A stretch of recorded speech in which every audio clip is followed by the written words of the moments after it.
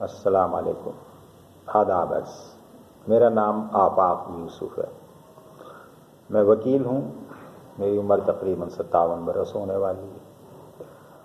میرے دوست محمد آصف نے مجھ سے یہ کہا کہ آپ میڈیا اور پاکستانی ریاست کے حوالے سے کچھ بیان فرمائیں تاکہ کچھ آج کل کے نوجوانوں کو ماضی اور تقریباً قریبی حال کا کچھ جائزہ ملے، کچھ سمجھنے کو ملے کہ آیا ریاست کی سیاست اور پاکستانی میڈیا کا کیا تعلق ہے۔ تو دوستو، میں 1972-73 میں اس قابل تھا، چھوٹا تھا مگر جانتا تھا کہ اردو کیسے پڑھی جاتی ہے۔ تو اس وقت پاکستان میں جو کچھ بھی تھا میڈیا کے نام پر، جسے آج آپ لوگ میڈیا کہتے ہیں، دراصل دو تھے۔ ایک اخبارات ہوتے تھے اور دوسرے ریڈیو اور ٹیلی ویژن۔ ریڈیو ٹیلی ویژن تو حکومت کے زیر انتظام ہوتے تھے، اور وہ زمانہ ہے شہید ذوالفقار علی بھٹو کی حکومت کا، جو پاکستان کی پہلی منتخبہ حکومت تھی۔ اب جیسی بھی تھی، اچھی تھی بری تھی، لوگ تنقید بھی کرتے ہیں، خیر وہ میرا موضوع نہیں ہے۔ اور دوسرا جو تھا وہ اخبارات تھے، جیسے کہ جنگ ہے، نوائے وقت ہے، حریت ہوتا تھا اردو میں۔ انگریزی اخبار شاید اکیلا ڈان ہی تھا ویسے، اور مارننگ نیوز وغیرہ بھی ہوتے تھے۔ اصل میں ریاست 3 ستون پہ قائم ہے، جو کہ عموماً جو عام طور سے ہم سمجھتے ہیں پولیٹیکل سائنس کے اسٹوڈنٹس، اور وہ یہ ہوتا ہے کہ صاحب ہر ریاست کو چلانے کے لیے قانون ساز ادارے ہوتے ہیں، جن کو پارلیمنٹ کہا جاتا ہے، جو عوام کے منتخب نمائندے ہوتے ہیں۔ وہ قانون بناتے ہیں اور وہ قانون نافذ ہوتا ہے۔ اس قانون کے تحت انتظامیہ، جو دوسرا ادارہ ہے، انتظامیہ کام کرتی ہے کہ بھئی ٹیکس کیسے وصول کیا جائے گا، عوام کی سہولت کے کام کیسے کیے جائیں گے، تعلیم کا محکمہ تعلیم کیسے کام کرے گا، محکمہ ہائی ویز کیسے کام کرے گا، سڑکیں کیسے بنیں گی، ریلویز کیسے چلے گی، مطلب بہت سارے کام جو ہیں ان سب کے لیے قانون سازی ہوتی ہے، تو مقننہ کرتی ہے۔ اور دوسرا ستون عدلیہ ہوتا ہے کہ اگر قانون کی کہیں خلاف ورزی ہو رہی ہے اور کوئی ایگریوڈ پارٹی ہے، مثلا جن کو تکلیف ہو رہی ہے کہ قانون کی خلاف ورزی کی وجہ سے ان کا معاشی یا مالی نقصان ہو رہا ہے، تو وہ عدالت سے رجوع کر لیتے ہیں، جیسے کہ بڑی عدالتیں سپریم کورٹ اور ہائی کورٹ ہوتی ہیں۔ اور تیسری انتظامیہ ہوتی ہے۔ اس کا تعین بھی قانون کے تحت ہی ہوتا ہے کہ انتظامی معاملات کیسے دیکھے جائیں گے، پولیس کے ادارہ کیسے بنے گا، اس میں کس طرح بھرتی ہوگی، اسی طرح فوج کا ادارہ ملک کے دفاع کے لیے ہوگا، وہ کیسے ہوگا، لوگ کیسے بھرتی ہوں گے، کیسے ریٹائر ہوں گے، ان کی تعلیم قابلیت کیا ہوگی، ان کی ٹریننگ کہاں ہوگی، یہ سب قانون کے تحت ہوتا ہے۔ تو یہ 3 ادارے ہو گئے۔ لیکن ایک ادارہ جو کہ شامل نہیں ہے، وہ پہلے وقتوں میں اس کو صحافت کہا جاتا تھا، آج کل میڈیا کہا جاتا ہے۔ صحافت اس لیے ہوتا تھا کہ عوام کے روبرو کوئی بحث مباحثہ ہو، عوام کو بتایا جائے کہ حکومت وقت کیا کام کر رہی ہے، اپوزیشن اپنا نقطہ نظر دے کہ جی فلاں کام جو ہو رہا ہے یا فلاں قانون سازی پہ جو زور دیا جا رہا ہے وہ اس طرح سے عوام کے نقصان میں ہے یا عوام کو اس سے کوئی فائدہ نہیں ہے، وغیرہ وغیرہ۔ وہ اکثر بحث آپ سنتے ہیں۔ پہلے اخبارات ہوتے تھے، صرف اس پہ کالم نگار ہوتے تھے، وہ آرائے عامہ کے پر اثر ڈالتے تھے۔ پھر ریڈیو ٹیلی ویژن پہ بھی ٹاک شو، بھٹو صاحب کے زمانے میں تو ہمیں یاد ہے کہ ٹیلی ویژن پہ آدھا پونے گھنٹے کے پروگرام ہوتے تھے، اور زمانے کے جو کونور صحافی حضرات ہوتے تھے وہ آیا کرتے تھے ٹی وی پہ۔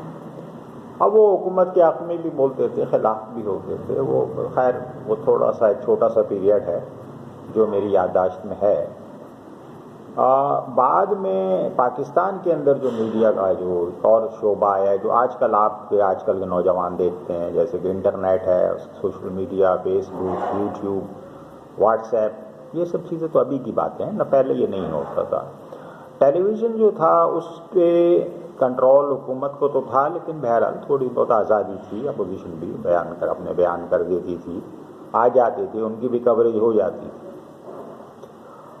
پھر جناب پاکستان کی اگر تاریخ پہ نظر ڈالیں تو پتہ چلتا ہے کہ سن 77 میں بھٹو صاحب کا تختہ الٹ دیا گیا، اور نعرے یہ لگائے گئے کہ صاحب عوام کے کہنے پر ہم آ گئے ہیں اور ہم 3 دن ماہ میں الیکشن کرا دیں گے۔ وہ تو خیر ظاہر ہے آج تک تو ہمیں ان لوگوں سے کسی اچھے کی امید نہیں رہی. جو ماشاء اللہ لگا کر آتے ہیں وہ اس لیے تو نہیں آتے کہ جو انہوں نے لوٹ لیا ہے وہ آپ کو واپس کر دیں, ایسا نہیں ہوتا.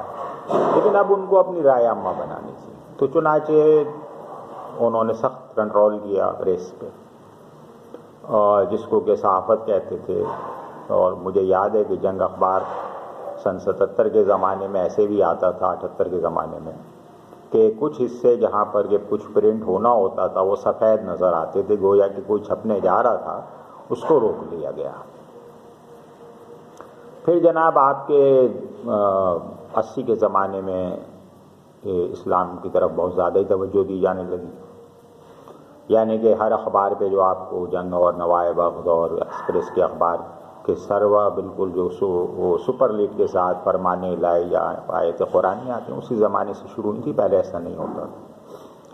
پھر ریڈیو پہ جناب سارا دن جتنی نشریات ہو اس میں زیادہ کوشش کی جاتی تھی کہ نعت خوانی ہو جائے, کچھ قوالی کا پروگرام ہو جائے, مطلب یہ کہ ایسے کوئی بحث مباحثے نہ ہوں جس سے کہ موجودہ حالات میں, یعنی اس وقت کے جو موجودہ حالات 80 کا جو زمانہ تھا اس میں جو ریاستی پالیسیاں ہیں ان کو زیر بحث لایا جائے, یہ بالکل مطلب ممکن ہی نہیں تھا, یہ پاسبل ہی نہیں تھا. اور ہمارے ملک کے حالات بہت زیادہ بگڑ بھی گئے تھے, کیونکہ افغانستان میں جو کچھ ہو رہا تھا اس کی آگ کے شعلے اور ان کی لپک ہم تک پہنچ رہی تھی. میں گرمائش کی بات نہیں کر رہا ہوں, ان کی لپک پہنچ رہی تھی, اور بہت برا اثر تھا, امن و امان بھی خراب سے خراب ہوتا جا رہا تھا. بہرحال لیکن ریاست کی ذمہ داری یہ ہوتی ہے کہ جی اپنے آپ کو بچا کے رکھو, ظاہر ہے کون اقتدار کھوئے گا. تو ریاستی پالیسی کے بارے میں میں یہ سمجھتا ہوں کہ کوئی بھی ریاست نہ عوام دوست ہوتی ہے نہ عوام دشمن ہوتی ہے. یہ بات ہی غلط ہے کہ عوام دشمن, اگر عوام سے دشمنی کرے گی تو ٹیکس کس سے وصول کرے گی, اور اگر دوستی کر لیں گے تو پھر وہ ایک عام سی روایت ہے, گھوڑا گھاس سے دوستی کر لے تو کھائے گا کیا. تو عوام کے بارے میں بلکہ یوں کہیے کہ کچھ ادھر ادھر کی باتیں تو ہوتی ہیں, لیکن عوامی فلاح کے منصوبے کم از کم میرے ذہن میں نہیں آتے. مارشل لاؤں کے زمانے میں نہیں سمجھتا کہ عوام کو کچھ 2 پیسے کا فائدہ ہوا ہے ان کے دور میں.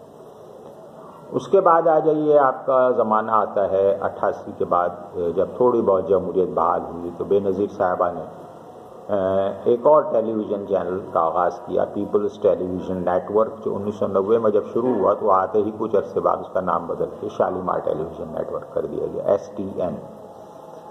تو پی ٹی وی کے ساتھ STN ہو گیا.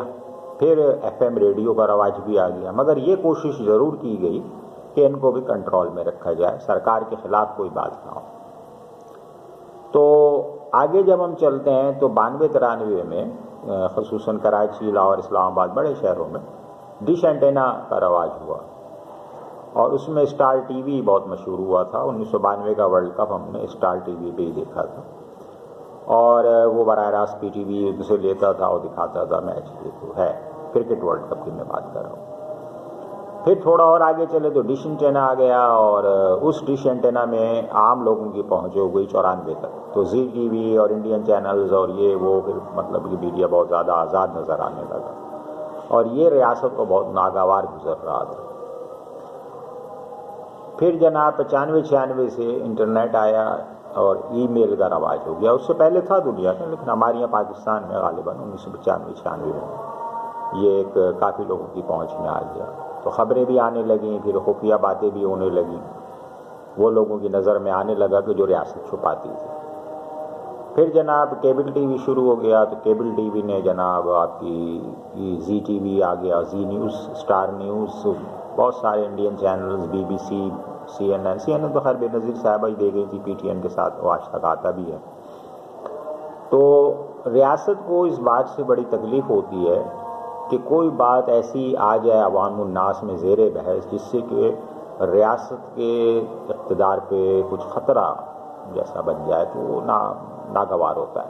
تو مشرف صاحب نے جب 1999 میں اس کا تختہ الٹا میاں نواز شریف کا, تو کچھ عرصے تک تو میڈیا بہت آزاد رہا, بڑی بحث مباحثے بھی ہوئے, اور انڈین چینلز پہ بھی ہوتے تھے. ہمارے اپنے چینلز کا بھی آغاز سن 2000 میں کر دیا گیا تھا, جیسے ARY آ گیا تھا, انڈس آ گیا تھا. لیکن ریاستی پالیسی 2002 کے بعد کھل کے سامنے آئی, جب ان پہ کنٹرول کرنا شروع کیا گیا. 2002 میں جیو ٹی وی آیا، اس کے کچھ عرصے بعد اور بھی چینل آنے لگے، جیسے آج ٹی وی ہے، ایکسپریس ہے، تھوڑا تھوڑا کر کے آتے رہے. یعنی اگلے 4-5 سالوں میں کافی بڑی تعداد میں آپ کے نیوز چینلز آ گئے جن پہ لائیو پروگرام ہوتے تھے، ٹاک شوز، اور پبلک کو پسند بھی آتے تھے. اس میں دیگر سیاسی جماعتیں جتنی تھیں سب آتی تھیں. تو میڈیا جو ہے وہ اس کا یہ رول بن گیا تھا کہ وہ اس پہ لوگ توقع کرنے لگے تھے کہ وہ وقت کی حکومت کے خلاف چلے، لیکن ظاہر ہے ریاست کو ناگوار ہوتا ہے. تو پرویز مشرف صاحب نے اس کے اوپر کنٹرول کیا اور کافی اچھا کنٹرول کیا. اور غالباً مجھے یاد ہے کہ 2007 میں انہوں نے سب چینل بند کروا دیے تھے. تو حامد میر صاحب جو کیپٹل ٹاک کرتے ہیں جیو پہ، تو انہوں نے پریس کلب کراچی میں جو ہے بیٹھ کر کے اپنا پروگرام کیا تھا، جو ظاہر ہے کسی چینل پہ تو جا نہیں سکتا. تو دوستوں، یہ آج کی گفتگو رہی. انشاءاللہ اگلے بار میں مزید آپ سے اس پہ بات کروں گا. خدا حافظ.